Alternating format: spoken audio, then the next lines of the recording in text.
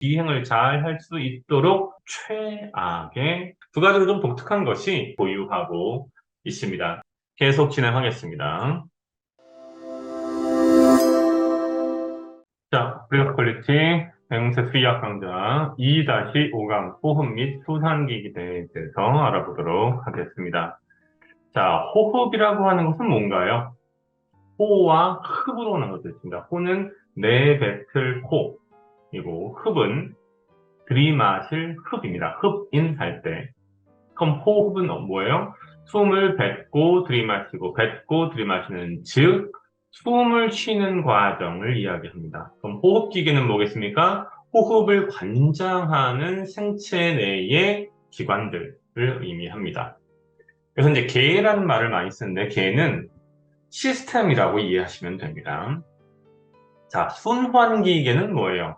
순환한다가 뭡니까? 빙글빙글 돌다. 뭐가 돕니까? 네. 피와 림프가 돌죠. 혈액과 림프에게 돕니다. 그래서 혈액과 림프에게 순환을 관장하는 것들. 그럼 뭐가 되겠습니까? 호흡기 계통의 경우, 네. 입 안에 있는 구조물들이 있을 것이고, 기관이 있을 것이고, 그 다음에 폐가 있겠죠.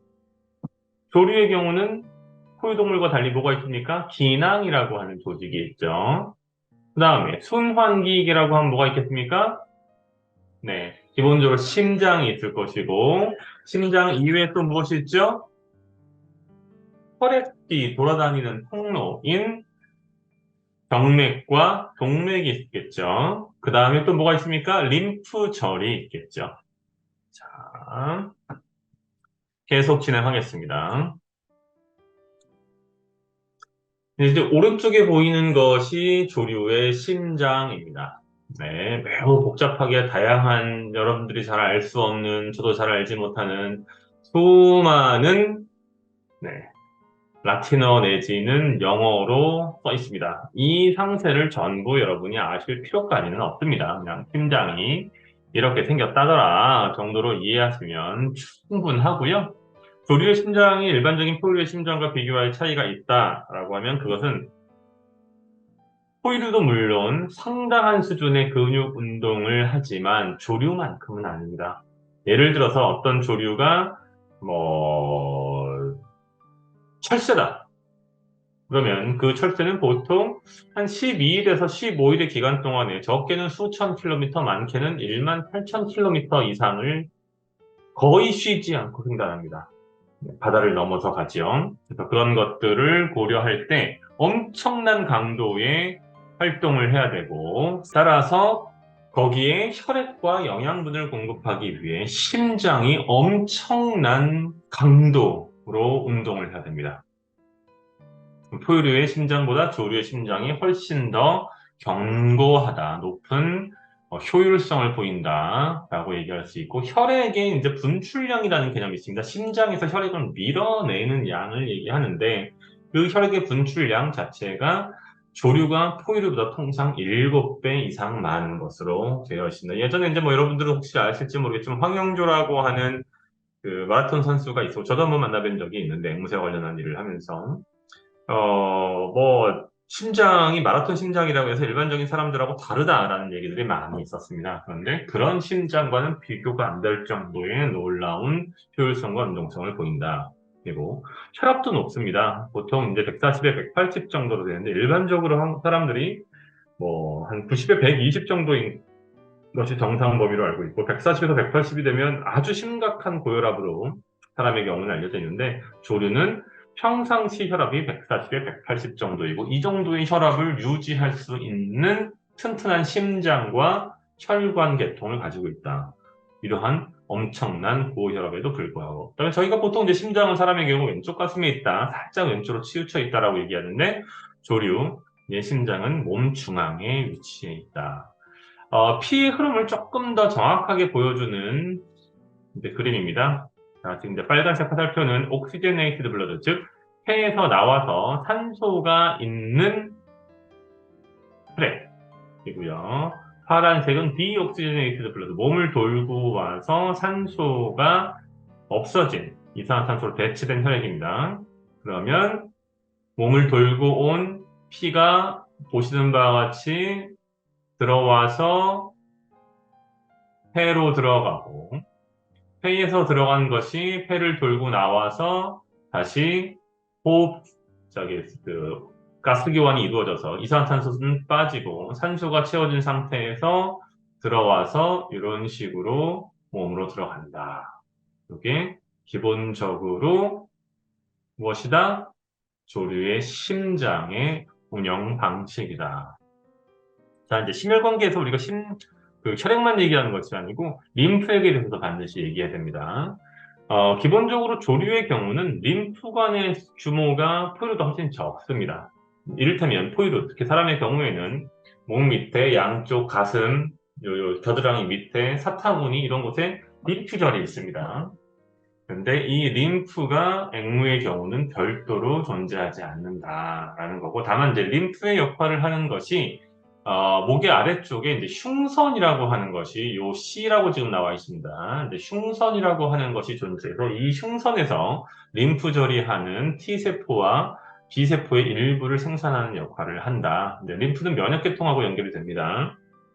그다음에 이제 두 가지로 좀 독특한 것이 배설강낭이라고 하는 것이 있어서 배설강낭이 성장한 다음에 이제 아성체를 넘어서 준성체가 되어서 성체가 되는 그 이후에는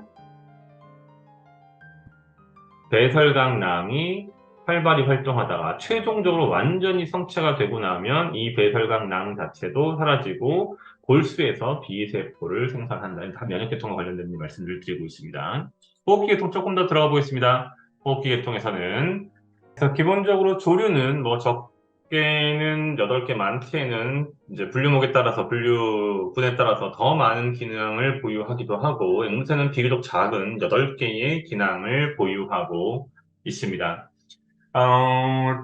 기낭의 역할에 대해서 저희가 좀 생각해 볼 수 있는데, 기낭이라고 하는 것은 인간과 같은 저희 동물, 그러니까 포유동물들은 갖고 있지 않은 조직이거든요. 기본적으로 기낭은 무슨 역할을 하냐 하면 비행을 도와주는 역할을 합니다. 비행을 도와주는 게 무슨 얘기냐 하면 기낭이 몸 안에 위치하고 거기를 부풀림으로 인해서 체적에 대비해서 체중이 줄어드는 효과가 있습니다. 체적 대비 체중의 비율이 줄어드는 효과가 있고 따라서 비행이 용이해집니다. 즉 공기를 받는 면적 대비 중량이 줄어드니까 비행이 용이해지겠죠, 당연히. 더 나아가서 비행하는 과정에서는 고속으로 이제 비행하게 되는데, 뭐 시속 수십 킬로미터, 칼새 같은 경우도 훨씬 더 빠르게 시속 100km 넘게 비행하는 것으로 알려져 있는데, 그런 경우에 이제 어떤 문제가 있냐 하면, 포유류와 같은 방식으로 생긴 폐라면 공기가 제대로 들고 나지 못하는 문제가 발생할 수 있습니다. 그런데 기낭이라고 하는 보조 호흡 기관을 가지고 있으면 전체적으로 공기를 가지고 있는 양도 많아지고 그 공기가 많은데 그 안에서의 산소에 대한 활용성도 높아져서 좀 더 쉽게 빠른 속도로 공기가 희박한 고공에서 비행할지라도 호흡이 안정적으로 이루어지게 됩니다. 지금 우측에 보시면 어떻게 공기가 기낭과 폐를 통해서 움직이는지 잘 설명이 되어 있습니다. 보시면 이제 기관이 있고 이 기관을 통해서 기관지들이 위치하고 있고 이게 지금 이제 폐고요. 그다음에 각각이 기낭으로 연결되는 공간이라고 보시면 될 것이고 이렇게 제일 먼저 들어간 공기가 어떻습니까? 네. 각종 기낭과 폐로 들어갔다가 돌아서 다시 나오는 구조로 되어 있죠. 흡입을 할 때는 이런 식으로 움직이고 그 다음엔 다시 복기낭, 후기낭, 전기낭, 전용기낭 등 각각의 기낭에 들어갔던 공기들이 한 번 더 폐를 거쳐서 나오는 것을 볼 수 있습니다. 즉 폐를 앞뒤로 2번 거치고 그 뒤에 챔버 형태로 공풍선 형태로 부풀고 줄어드는 기낭들이 위치해 있고 이것을 통해서 공기 호흡의 효용성을 높인다라고 이해하시면 된다.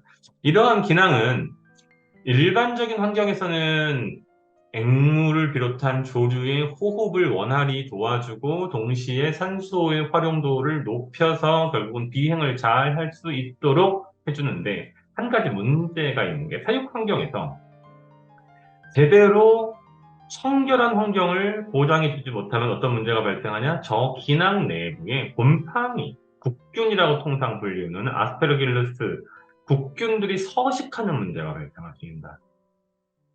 특히 햇볕이 제대로 들어오지 않고 환기가 제대로 되지 않는 경우에는 심각한 문제로 이어질 수 있습니다. 뿐만 아니라 공기를 오랫동안 가두고 있다 보니까 만약에 공기 중에 독성 물질이 있다라고 하면 그 독성 물질을 일반적인 포유동물보다 더 많이 흡수하는 문제도 발생하게 됩니다.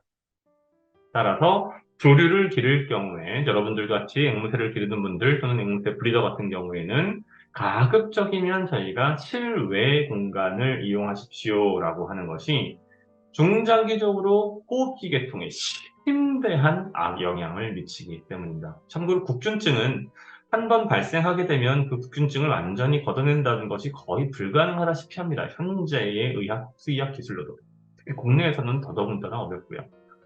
만약에 국균증이 심각해지면 호흡부전이 발생하고 결국은 이제 산소가 제대로 교환되지 않아서 죽음에까지 이르게 되고, 설사 중간에 치료를 어느 정도 한다 할지라도 그 국균이라고 하는 것이 뭡니까? 결국은 곰팡이거든요. 그 곰팡이 덩어리들이 기낭 곳곳 아주 미세한 조직까지 침범해 있기 때문에 그것이 설사 약제를 통해서 죽인다 할지라도 그 덩어리가 계속해서 남아서 호흡을 불편하게 만들거나 또는 동물을 괴롭히게 된다. 앵무새를 기르시면서 제가 가끔 보다 보면 새를 방해하지 않기 위해서 청소를 잘 하지 않는다라는 이상한 말도 안 되는 논리를 대는 분들이 계십니다. 새장 안이 엄청나게 더러운 경우도 흔하고 자기가 만들어낸 먼지 자기가 먹는데 무슨 문제가 있어라는 황당한 말도 들어본 적이 있습니다. 여러분들이 싼 똥을 여러분이 먹지는 않지요. 네. 조류는 원래 어떻습니까? 창공을 날아가면서 자유롭게 비행하고 자신의 분변은 땅으로 떨어뜨리고 자신의 몸에서 만들어진 깃털 부스러기들을 자신이 흡인할 필요가 없는 종입니다. 그러다 보니 어떻습니까? 네. 콧구멍 안에 콧대과 같이 이물질을 걸러내는 조직도 존재하지 않습니다. 즉, 오염물질이나 감염성 질병, 특히 호흡기 계통에 매우 취약하다라고 이해하시면 되겠습니다. 참고로 세장을 똥똥똥 먼지가 날린다, 분변이 떨어진다, 세장을 감싸는 경우도 있습니다. 다양한 방식으로. 그거는 새를 죽음으로 몰아넣는 최악의 접근입니다. 자, 간략하게 림프, 호흡기, 그리고 심장 쪽에 대해서 알아보고 이번 장 마치고 다음 2-6강 신경 및 감각기로 들어가도록 하겠습니다. 감사합니다.